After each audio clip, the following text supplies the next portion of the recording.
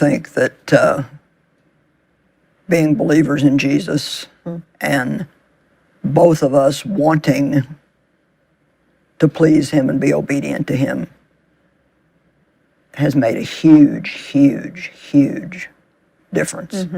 And especially in the beginning of our marriage, when I had so many personality problems because of being abused in my childhood. And I mean, I honestly really didn't know how many problems I had. I really didn't. I look back now and I think, how in the world did he make it through those first few years? So Dave had definitely been prepared by God spiritually for me. He had had a very strong walk with God. And, you know, I don't want anybody that's listening who says, well, yeah, I don't have, you know, my husband's not like that, so, you know, mine will never work. I mean, God can work in different ways, in different relationships and situations. But in my case, you know, I tell the story that Dave and I had 5 dates and he asked me to marry him. And he had been praying for a wife, and he wanted God to give him somebody that needed help. And that, when you think about that, who prays that? So it really had to be a desire that God put in his heart. I mean, nobody prays, you know, I want to get married, but make it somebody that's got a bunch of problems so I can help.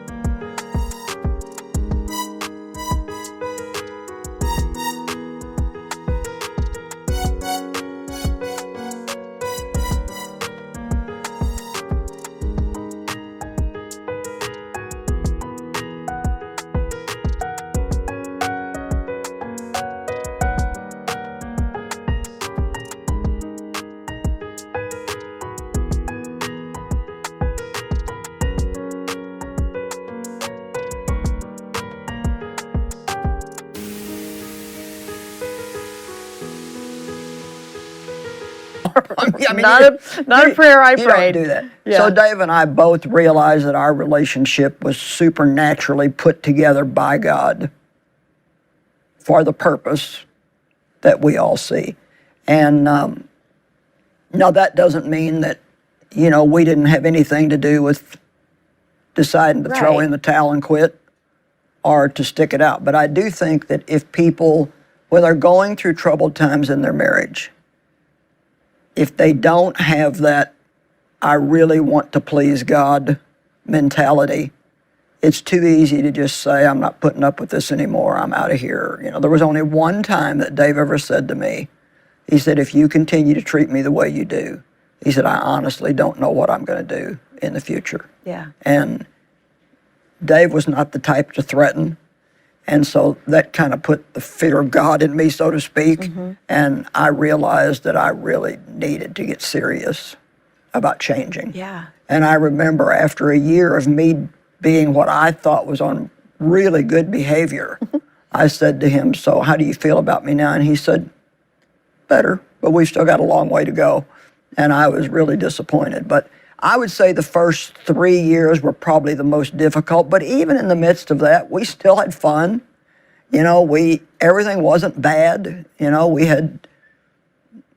went to church on every Sunday. We did things together. You know, it wasn't that it was all bad, but there were times that were really bad because I had a really bad temper and I would get mad and stay mad at him for days on end. But Dave had a real ability to not let me steal his joy. And so I would say to anybody that's in a, we'll just call it for the sake of anything else, a troubled marriage, I think that you have to be strong enough in God to not let the troubled person steal your joy. Yeah, because if you flip the tables a little bit, you're looking at it as a person who married a godly man who was well-grounded and ready to do whatever he needed to do. But if you look at it the other way, Dave married a person who had been through a lot of pain in her life, had been abandoned, divorced, and was going to be a challenge. And very strong personality. And our personality mix was also a godsend because Dave is more easygoing and laid back. And I was just like a spitfire, you know. And actually, God caused him to like some of the things about me that most people just wouldn't have put up with at all. Like, he said, I like your sassy personality, because I've told him, you know, I'll really try to change. He's like, I like you, you know. I mean, now, if I get disrespectful, he doesn't like that, and he'll tell me. But we argued a lot in the first few years, or maybe I argued with myself. I don't know. He wasn't much of an arguer, but he's told me, you know, since it happened, that there were times when he would just go out, drive around and just cry because he just didn't know what to do. He didn't know what to do with me. And I remember him saying, you know, I've tried everything to keep you happy and you're just not going to be happy, so I'm just going to quit trying. And so Dave just basically lived his life. But the thing, he really did love me unconditionally. You know, when I would receive love, he never mistreated me or stopped loving me. I didn't know how to receive the love because I'd been hurt and wounded. But I just think about how many people that are Christians that are in situations like he and I were. And because he stuck it out, look at what's happened. And how many people, if they wouldn't just throw the towel in or say we're incompatible or, you know, I'm not putting up with this anymore, how many Christians could have an opportunity to really dramatically change somebody's life if they could be consistent in front of them but still have that unconditional love? See, if he would have gotten mad at me and mistreated me or not talked to me or, you know, been mean to me, I wouldn't have made it through that.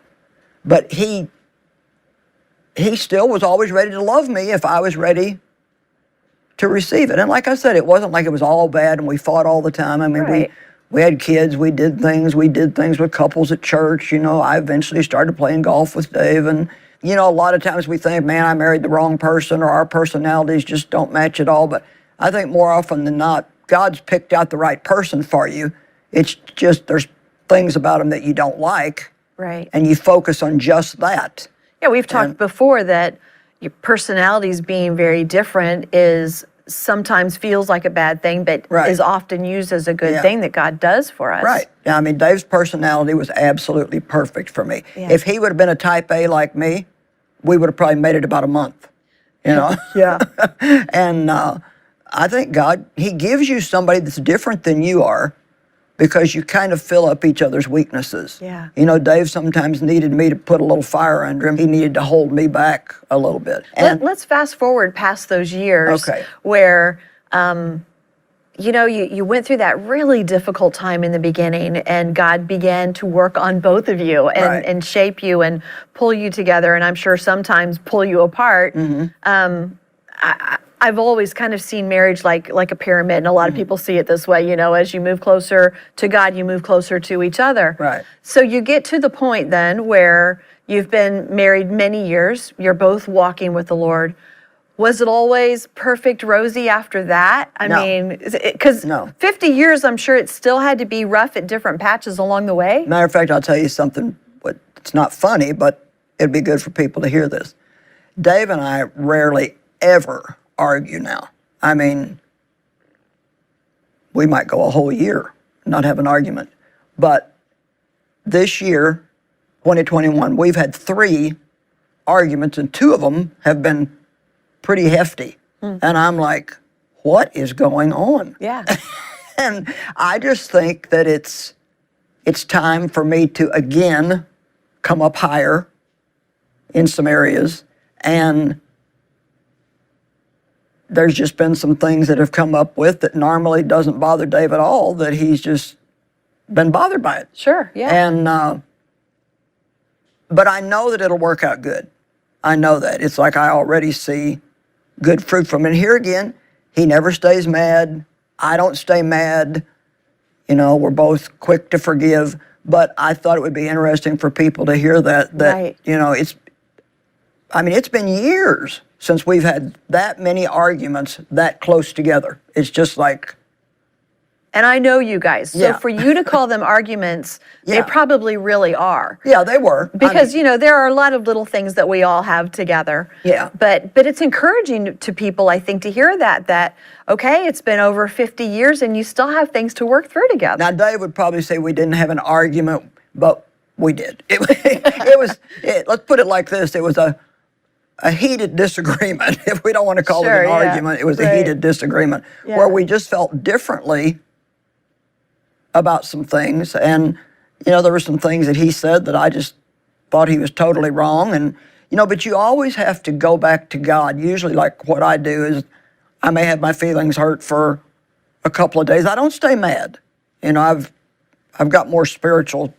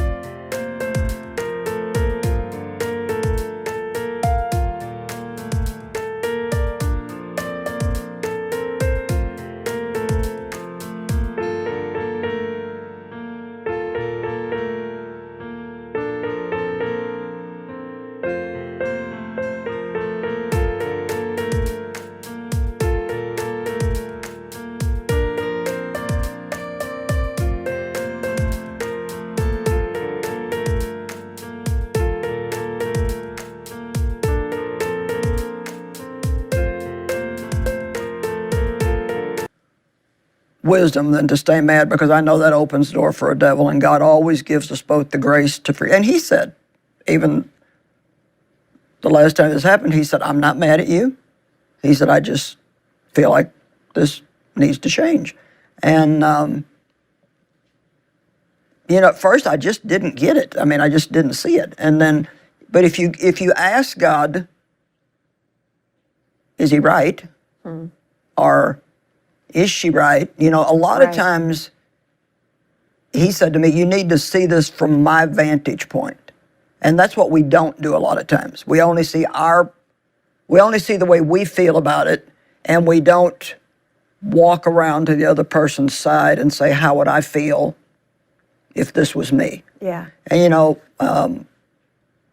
but like I said, that just rarely ever Yeah. happens. And I do believe that if we let it, when there is confrontation in a marriage, I do believe that if we let it, it can work out good, and everybody can learn something from it, and we can go on and be happy. You know, I remember reaching a point, and I think everybody has to do this, where, you know, I didn't like this about Dave, and I didn't like that, and I didn't like something else. And you know how we get. And it's like, you know, I want him to do this, and I remember him saying one time, you better be glad I'm the way I am, or you wouldn't be doing what you're doing. I thought, you know, how many men could let their wives do what he's let me do and been right there beside me the whole time? And a lot of people don't realize the key roles that Dave played in the ministry behind the scenes.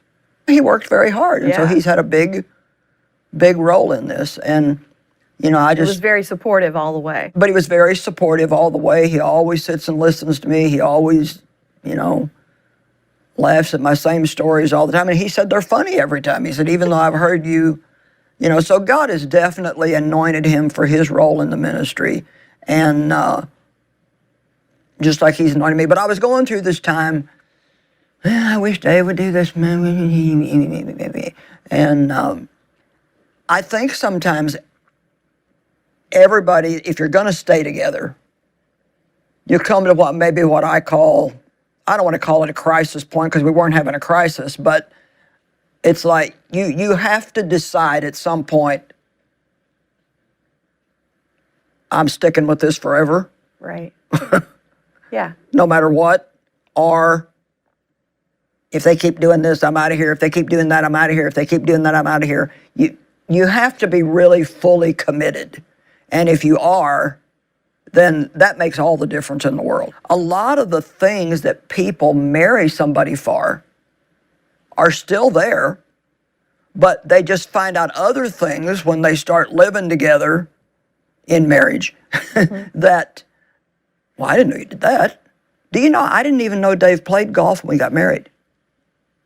That's hard to believe. I didn't even know he played golf. Well, I mean, it was a whirlwind romance. Well, we had 5 dates, and he asked me to marry him. I mean, I met him in October. You should have said, wait, Yeah. do you golf? Yeah. I met him in October, and the next year, by January the 7th, we were married. Wow. So it was very, very quick. And I always tease and say he had to marry me fast before he found out what he was really getting. And but now he's had 54 years of it, so 54 years. God is and, doing some great things. We have a good time. Yesterday we went out together. We both went a couple places together and had a meal. And Dave is normally not what I would call a funny person, but I told him, I think you took a funny pill yesterday. He was just cracking jokes all day long and making me laugh. And I was such a good wife yesterday. I asked him every sports question I could possibly think of. Nice, good job. I was just like, go, girl. Because, you know, it's what it takes. We are pretty selfish, all of us, sometimes. And to ask other people what they're interested in and give them a chance to talk about that, I think is important. And I probably don't do enough of that. Learn a person's love language. And Dave's love language is quality time. And he does like it if people listen to him when he's talking to them about something. Yeah. But because so much of what he likes is sports and I'm not interested in them, a lot of times I don't want to listen. But, love will set aside its preferences and prefer the other person. Yeah. You cannot marry anybody that's not going to disappoint you once in a while, that's not, like I didn't feel good the other day. I had a little stomach virus. And, Dave's he's just not the kind to say, oh, come here, blah, blah, blah. I called my daughter and she's like, oh, I'm so sorry. And she just felt sorry for me. And, that's just not Dave. Well, I used to get mad about that kind of stuff. And you have to learn to accept the things about people because honestly, they don't know how to give it to you. Right. If it's not in them, they don't even think about it. They don't know how to give it to you. Right, yeah. Well, thank you very much for the encouragement, for the advice. I know that